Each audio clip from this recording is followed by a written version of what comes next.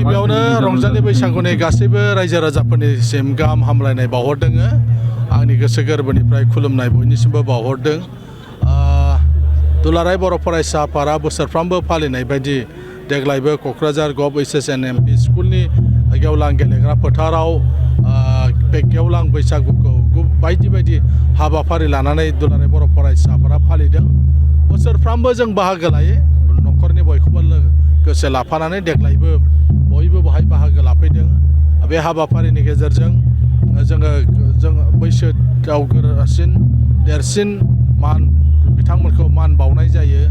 आरो लोगोसे जोङो बयबो रंजानानै जोङो मोसायो बिनि उनाव कम्पिटिसन जायो बिनि उनाव जानाय लोंनायजों बिदाय होनाय जायो बेबायदि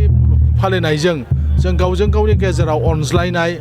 बिदा फंबाय सानज्लायनाय गोरोबनाय मोनसे थासारि लाबोना होफैयो बेनिखायनो बे बैसागुआ बयनिबो थाखाय माने रंजानाय जेन' लाबोना होफैयो आं बेखौनो मिजिंथिदों